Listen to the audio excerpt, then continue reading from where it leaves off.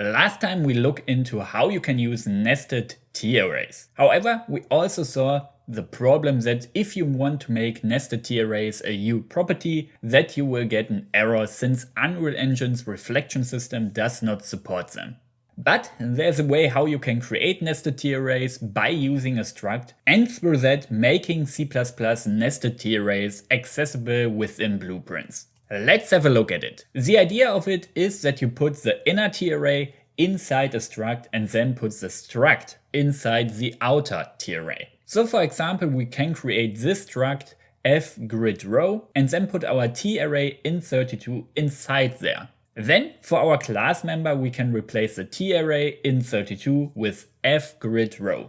If you compile it now, you will see that the error message that was there before is gone. However, when we now use the array in code, you will see that you always have to reference the variable name of the array inside the struct to perform actions on it. This is different from how we can use the traditional nested TArrays, where we can perform functions directly on the inner TArrays without the need of referencing a specific additional variable in between. For similar functionality, you can create functions inside your struct, for example, the add function or num function, that then calls a specific function on the array variable.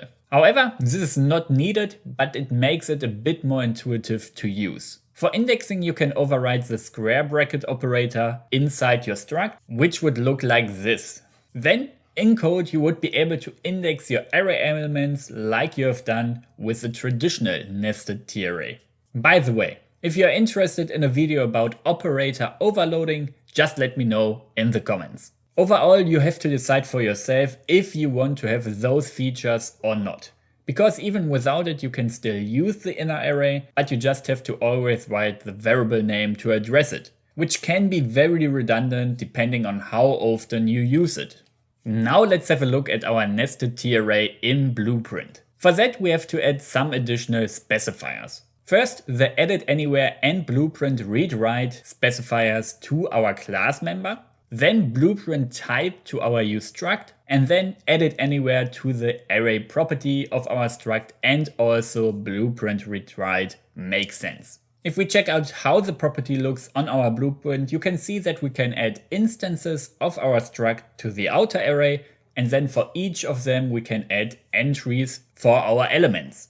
Also with blueprint read write on the properties, we can access our TArray in the blueprint graph and add and remove elements of each of those TArrays. However, currently you have to use the break node on the struct element to access the inner TArray. If you want to expose the functions you have to create for a more intuitive use of your TArray in C++, for Blueprint, you have to create static U functions in a separate class, since you can't mark functions of a struct as U functions. Next time we will check out Blueprint function libraries and how and why you can use them for that purpose. If you have any questions about nested TArrays and the interaction with Blueprint, let me know in the comments. Otherwise, don't forget to subscribe and see you next time.